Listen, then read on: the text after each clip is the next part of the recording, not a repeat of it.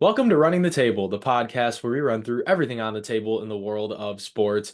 And we took a little break, life got in the way, but we are back because it's playoffs time, baby. And like we do every year, we're going to run through each of the matchups, predicting who we think is going to advance to the next round. We got super wild card weekend. It's going to be a fun one. Tim, are you ready to go? Hey, we love playoffs time. We got a lot of fun matchups here, so I am ready for it. Let's run it. Oh boy, do we. A lot of fun storylines, and you know which matchup we're gonna start with. In the NFC, the 2 and the 7, the Green Bay Packers, my Green Bay Packers somehow found a way into the dance as the 7th seed against all odds and are going to take on Dak Prescott, CeeDee Lamb, Mike McCarthy, and the Dallas Cowboys. Yeah, So Mike McCarthy is actually a noteworthy name in this one, given some of his recent playoff history and decisions when it comes to playoff games. well, given that Mike McCarthy is the coach that won a Super Bowl for Green Bay in That's also Dallas, noteworthy. yeah, history is definitely on the Packers side with this one. They have never lost since it became AT&T Stadium. They're 5-0 against the Cowboys, but this is a new era of Packer football with Jordan Love and the young guns. What else can I say about the job that Jordan Love has done? I'm not gonna say too much other than he is the most valuable player in the National Football League. Will he win the MVP? No, but if you're giving it to the player that is most valuable to his team in the National Football League, it should be Jordan Love, just because of the way he put the Packers on his back with all the things that has gone wrong throughout the season. Um, I can't say enough about the job that he's done. But on the other hand, are they them boys? Dak Prescott playing Always the like question. an MVP candidate as well, led the league in touchdown passes, that electrifying duo with him and CeeDee Lamb, and you have tons of stars on both sides of the ball. So it's going to be an interesting matchup, Tim. Who you got?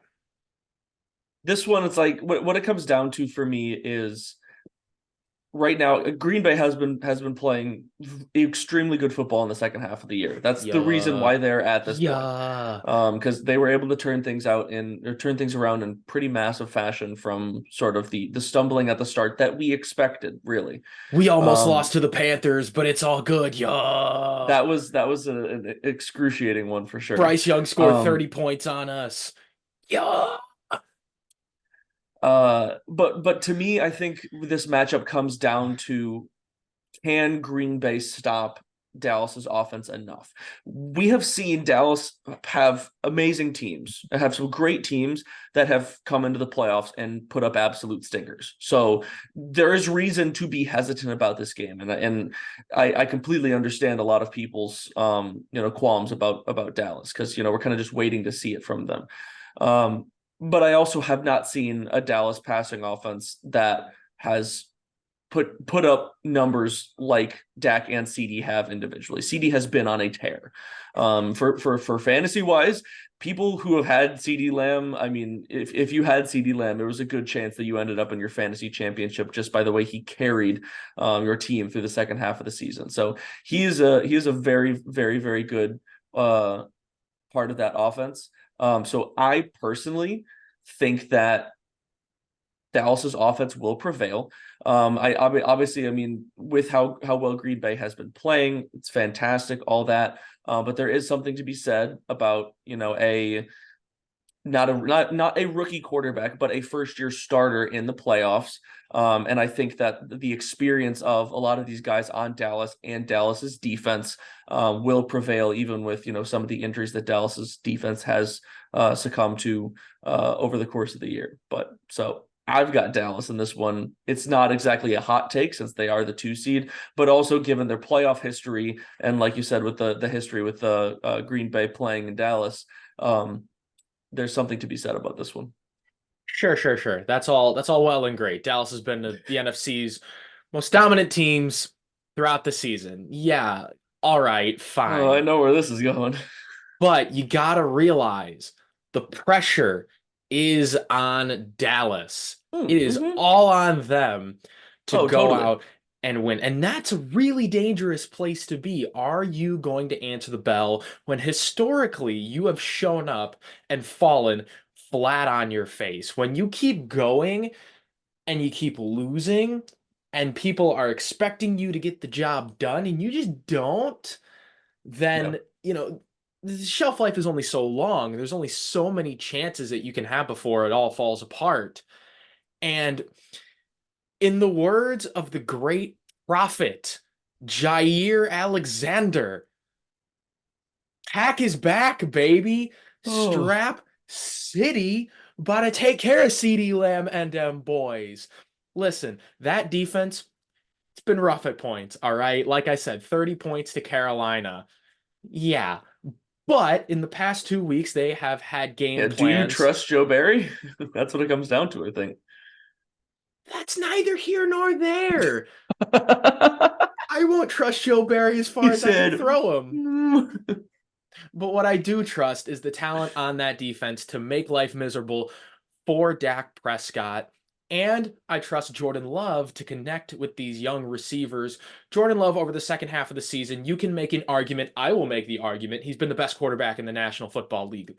Men lie, women lie, numbers don't. All right. And that's from Jay-Z right there. So, him and these young receivers, you have a plethora of options, especially if Christian Watson's back and healthy, which I have every reason to believe that he will be. Watson, Reed, Wicks, Dobbs, Bo Melton, if he even fills in, Malik Heath. And then you get the tight ends with Musgrave and Kraft. And that's not forgetting Aaron Jones has rushed for over 100 yards in each of the past 3 games. The Packers are young. The Packers are dangerous. And here's the thing, win or lose, this season's still a success. We're playing Oh, with the yeah. house's money. Yeah. Like, 100%. the attitude is that the Packers shouldn't even be here. That makes them that much more dangerous, and it's why they're going to go into Dallas and they're going to steal the thunder from the Cowboys and advance to the NFC divisional round and play San Francisco. Yeah, that's in terms of even if they do win this game, Uh, their path is not a great one for a no, Cinderella run. no, But I no, mean it we've all isn't. seen crazier. I think for me, one of the things is, as you mentioned, in a lot of different things. If I was to point towards one positional group out of essentially this entire game that I think could win or lose the game for essentially anyone, it's going to be the Packers D line. Because the Packers D line has had some great success lately. The question is can they speed up and disrupt Dak Prescott enough to make that passing offense miserable? Because that to me makes the world of the difference on that secondary that has been suspect at times. If you don't let Dak have time to make his decisions and take his time to just find the open guy, then all of a sudden that takes off a lot of weight off of a young, sometimes inexperienced secondary. Obviously, you still have Jair, but you talk about some of those guys like Valentine back there in the secondary that don't have nearly as much experience as the Mm. rest of them. So if the Packers D line is able to have some success, speed up the Cowboys, even get a couple of timely sacks. I mean, you saw that was what really made the most difference in the Bears game this past week is timely third down sacks a lot of the time on Justin Fields, which obviously the Cowboys offense is nowhere near the same as the Bears. So it's, questionable whether they'll be able to force them into those situations. But that to me is going to be a real difference maker this week. We shall see, and I'm either going to be very happy come next week or I'm just going to be like, it was a Yeah, good it's going to be one season. of those situations that even if the Packers do lose this one, I mean, you have to be happy about the way that things have happened, the improvements that you've seen with both individual players and the team throughout the year. So, Oh, and I'm just happy about how absolutely right I was about Jordan Love because that probably is more fun than all of it. But we have 5 more games to go, so we're gonna move right along to the 3 and the 6 matchup. Another fantastic storyline: the Los Angeles Rams going to Detroit to oh, play the Lions, the you first couldn't write ever this one any playoff better. game at Ford Field, and you're Matt playing Stafford's Matthew coming home. Stafford. Matthew Stafford is coming home after that trade sent Stafford to LA and Goff to the Rams. They each get a shot under the lights in prime time Sunday night against their former teams. It's going to be a fun one. And what do we have to look forward to, Tim? I mean, it's quite a matchup. I think this to me was one of the most exciting matchups to watch, just because of the fact of not only the storyline but also the two teams. You got the Lions that have weapons and exciting players to watch all over the field. And then you've got the Rams, who are playing some of their best football as of recently. They had a pretty poor start to the season, and in the second half, things really took off. They got Cooper Kupp back. Obviously, the emergence and continued success of Puka Nacua, who has set the rookie record in receptions and yards, as well as their defense stepping up more and more. You've still got Aaron Donald, that even when he's not causing havoc on the D line, he's taking 2 and 3 guys to stop him, opening up opportunities for other guys. So it's really, to me, I think the most exciting thing is just the playmakers everywhere. It just feels like this game is full of playmakers everywhere. The big question mark for me, and there's the, I think it was called an outside chance, of whether or not Sam Laporta is able to suit up for the Lions. Because Sam Laporta has been so great, and things were not looking good with the way that Sam Laporta had to be carted off eventually with that injury back in Week 18. I was surprised to see the Lions playing as many of their starters in Week 18. And as it turns out, you come down with a significant injury there, and that could make a world of a difference in this game, because Sam Laporta has just been an absolute beast. But if he's unable to play, the Lions offense is still good, but they are absolutely a different team without him. So, and just to be clear, you got the Rams in this one. Yeah. I do. I think, to me, I would play the hot hand here. The Rams are playing great football. I mean, you talk about pressure. To me, it seems like the pressure really would be on the Lions in this one. You just make the playoffs, and have a home playoff game for the first time ever in Ford Field. And you've got Matt Stafford coming home. To me, I think that the pressure is more on them than it is on the Rams, especially knowing how well the Rams have been playing. So I think that the momentum is pointing in the Rams' favor. So I've actually got them and some of the playoff experience that a lot of these Rams guys have. Yeah, I don't quite agree that the pressure's on Detroit because, I mean, look, this is their first time in the playoffs also with this group. You're And gonna tell me sure, that's not pressure though? That's not full of pressure? I mean, it's not for Green Bay. Like, don't you think the Lions, after No, like but I'm saying, but years like the of Lions, misery, but the Lions organization, you finally make it there, and you're gonna tell me that the fan base and like the team overall is just be like, okay, we've made it there. Like whatever happens here, that's fine. They want it all right now. oh, of They course they they want want it they know that all, they have the roster to compete with anybody. So but that doesn't quite mean pressure.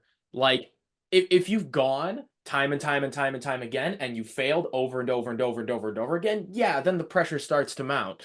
Like with a team like Dallas, with a team like San Francisco, who hasn't quite captured that Lombardi yet, right? The Lions, this is their first go around. That doesn't mean they're not going to try. Obviously, they're going to want to win it all. But, like for Lions fans, don't you think it's just like a breath of fresh air to be like, we're finally among the NFL's good teams and we're probably going to be here a while, so let's enjoy the ride while it lasts. So I don't really see pressure, but I do agree with the logic that you go with the hot hand, which is why I'm also going with LA. Like, even though they weren't there last year, they have been here before. They won a Super Bowl. Matt Stafford is one of the most tenured QBs. He knows what it takes to win. And put simply, the Lions don't yet. You got to learn a little bit before you can go and win it all, win a Super Bowl, right? That is a process, a multi-year process. It's very unlikely that the Lions get there in their first go around.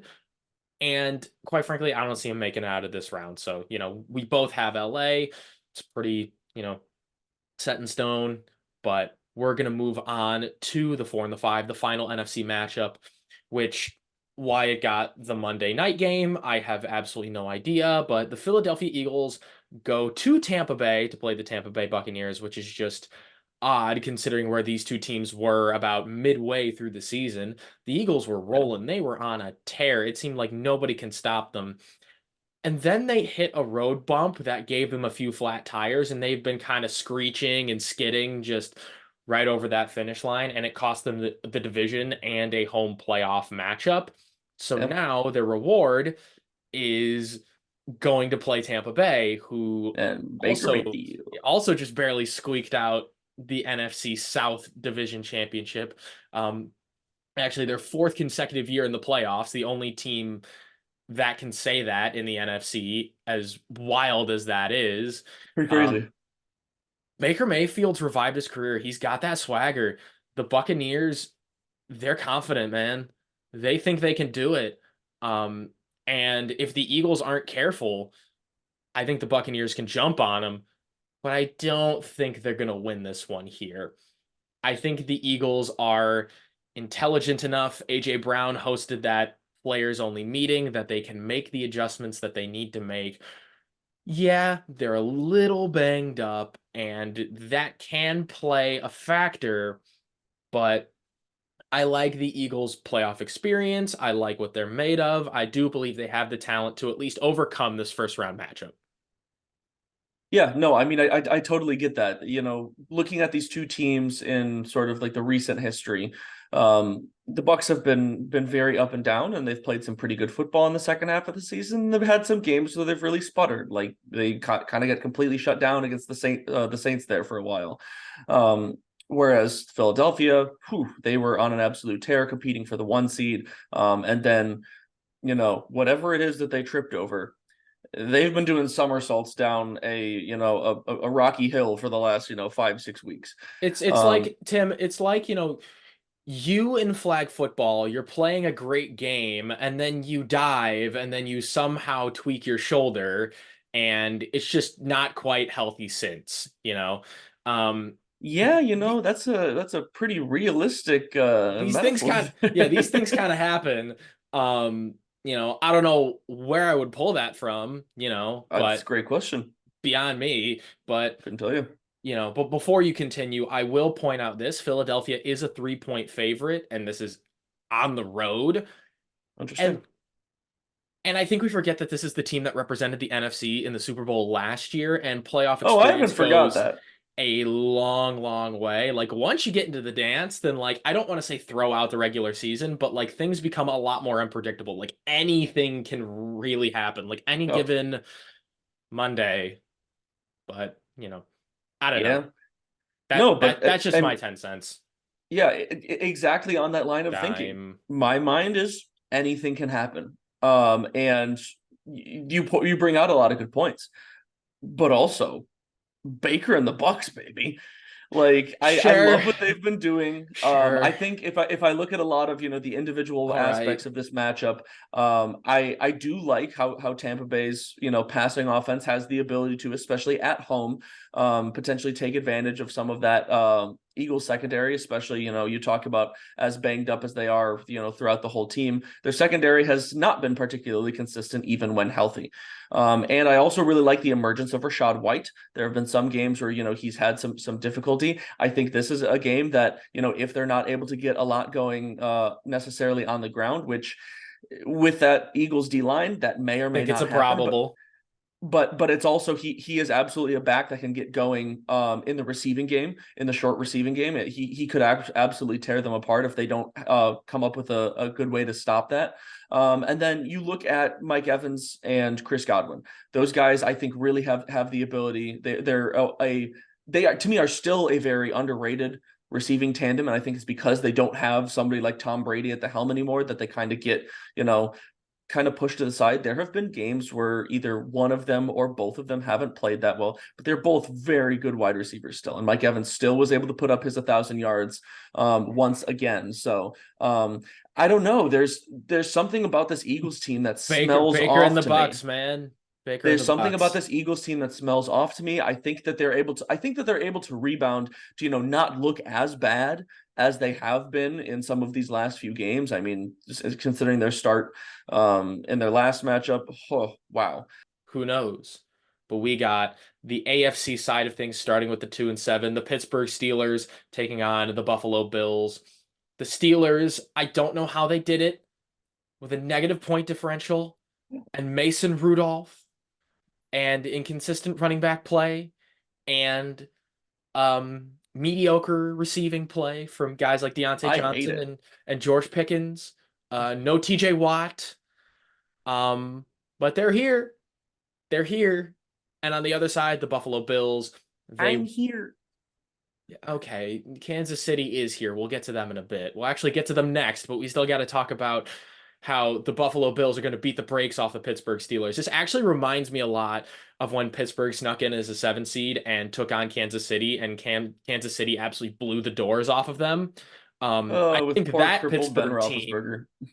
yeah, I think that team with a crippled Ben Roethlisberger is better than the one that's going to showcase themselves at Buffalo. I honestly agree. Like everything is just pointing to a big old Buffalo blowout. They're 9 point favorites. Josh Allen is finding ways to get it done, whether it be just having a great game from start to finish or turning the ball over 3 times, shooting himself in the foot, and then somehow going, ah, yes, I'm Josh Allen. I can football, and then beating the Miami Dolphins in the second half.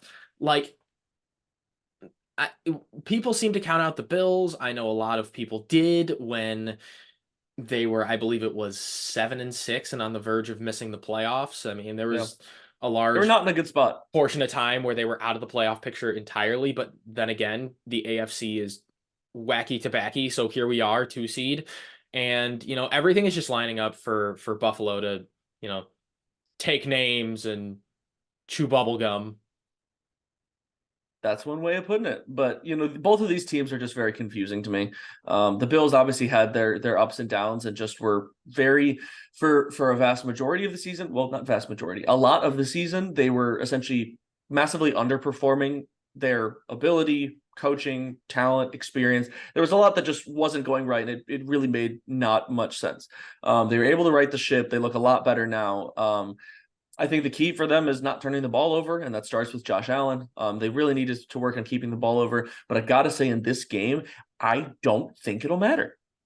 I don't think Nah, that I don't think that especially Pittsburgh without TJ has enough Watt. offense, and especially without TJ Watt, I don't think they're going to get enough pressure in the backfield. I mean, TJ Watt had 19 sacks for that team. Like it's very Well, obvious how much of an effect you that th- you he has think for them. you think they could tell if TJ Watt magically gets healthy and it's just JJ in disguise? You See, that would be hilarious, except JJ's quite a bit bigger than TJ. So, I don't especially know. now that he's been dad JJ Watt and been on the couch for, more than a year. Yeah, it's a funny thought. I mean, technically JJ Watt is a free agent. He Straight is. off the couch. If Joe Flacco can do it, so can JJ. I don't know. I mean, It would be stranger funny. things have happened, but I think we're at a consensus here. Yeah. So I think that means, To me, it's a Buffalo no brainer. yeah, I think we need to move right along to the Miami Dolphins and the Kansas City Chiefs. Patrick Mahomes and the Chiefs continue their home playoff streak. This game is exclusively on Peacock, which is the stupidest thing that the NFL has maybe ever done, because who in the world has Don't even get me Peacock? started. So I believe the viewership in this game is going to be way down, or at least the pirating on this game is going to be way up. Um, Yep. Stream East is going to get a lot of traffic on Saturday Streaming's night. might streaming's might crash. Stream East might no longer be a thing after Saturday night, but let's talk about the game. The Miami Dolphins looked like one of the NFL's premier high-flying teams. They were in control of the AFC East for most of the season, and then it just mysteriously vanished because they failed to defend their home turf on week 18. That's all well and good. Tyreek Hill going back to Kansas City in the wild card round to take on his former team. I mean, that's not to say that the Chiefs are perfect either. They've definitely had their bumps in the road, and Tyreek Hill is a guy that they're certainly missing, especially since Travis Kelce has not played his best football. His streak of 1,000-yard receiving has ended, and the young receivers just haven't been able to get on the same page as Patrick Mahomes. With the exception of Rashee Rice, you got guys like Marquez Valdez-Scantling and Kadarius Toney, two guys that are now infamous for their drops. Shocker when they come through. I mean, you got Isaiah Pacheco that runs like he's mad at the world just all the time. Angry Um, toddler. angry toddler, but in this one, there is some wacky things happened in the playoffs, and Tua turned the ball over has emerged in the second half. However, I like the ingenuity of Mike McDaniels. I think this isn't going to come as easy to the Chiefs as previous postseasons have. So I can see a 100%. world where the Miami Dolphins pull off the upset and defeat the Kansas City Chiefs. Yeah, I mean, in most situations of this matchup, I totally agree. I mean, you look at the dynamic aspect of Miami's offense between what you can do with Tyreek Hill, still trying to get Jalen Waddle involved as much as possible, and your two-headed monster at running back of Mostert and A-Chain when Mostert is healthy and playing. But even when A-Chain's alone back there, he's been a very very capable running back. But to me, what it comes down to is experience, which obviously Kansas City has. And also, if you take a look at the weather, it's supposed to be like -5 in Kansas City for Um, this game. yeah, Miami's not a cold So weather team. Miami is not a cold weather team. So I think Well, there's something to be said about slight oversight on my Miami's part. I'm still going to going stick to with the Dolphins. I think they're going to put on yeah, their snow tires. Although yeah. I Here's the know thing. Dolphins aren't cold weather I creatures, could be but I could be proven completely wrong and the cold might not affect the Dolphins whatsoever. But there's something to me that just says that the Dolphins might struggle to put up their usual offense in a very different weather conditions. Especially, I'm not sure if there's going to be any amount of snow, but I do know that it's going to be very, very cold.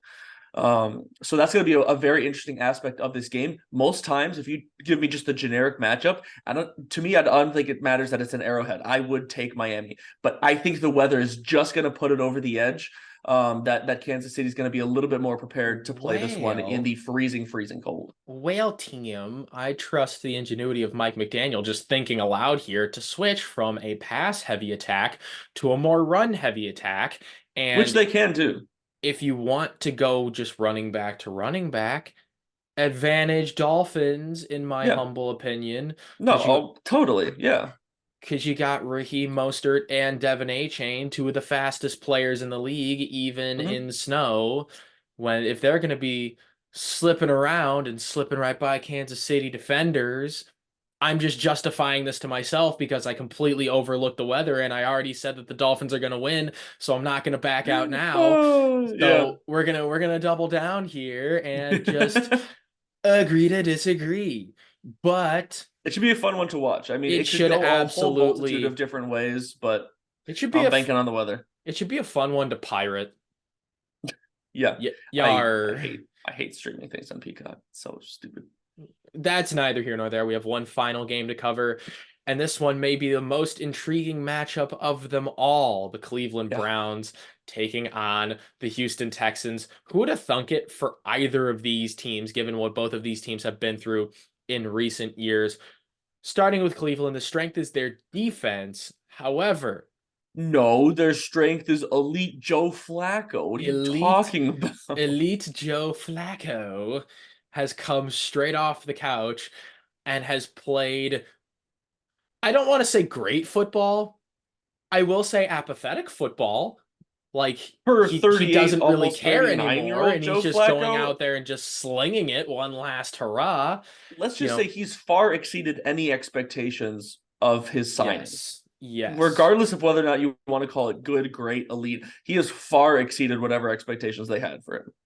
And on the other side, Houston, who both of us thought were going to be terrible, drafting CJ Stroud and Will Anderson, and with a Boy, new have they head proved us coach wrong. and D'Amico Ryans. And the heck is a cognition test anyway? And why does that matter? He's not a test taker, he's a football player. And CJ Stroud He's proven that. has absolutely proven that with a fantastic rookie season, throwing to guys like Nico Collins, even with like Tank Dell out. Noah Let Brown that guy has step stepped up. up. You have Dalton Schultz and Brevin Jordan and Devin Singletary almost broke 1,000 yards this season. It's just crazy to think how far the Houston Texans team has come in one season. However, I don't think it's going to be enough to overcome the defense of the Browns. the Browns, I think, may have the best remaining defense in the playoffs. Yeah, And considering the fact that they're healthy for the most part. when you have a young team that doesn't quite know how to win yet, it's that similar refrain, like as the Lions, like I don't, then they're not going to win a Super Bowl this year. I'm telling you straight up, it's not going to happen. And I'll go jump in Lake Michigan if the Houston Texans somehow do win the Super Bowl. I am almost, you know what? Clip Yeah, it. sure. You can Clip clip it. it. You can clip it. You can book it. Whatever. Fine. If the Texans win the Super Bowl, I'll jump in the lake. But this is like the reverse of what like Hugh Jackson said. Like, I'm not going 1-15. If we do, I'll jump in Lake Erie. Yeah, if the Texans win the Super Bowl, I'll jump in Lake Michigan. I don't even have them winning this game. You got to learn before you can win. The future is bright in Houston, I will say that, but I like the eliteness of Joe Flacco, whatever that means to you, and the defense to prevail in this one and advance to the divisional round.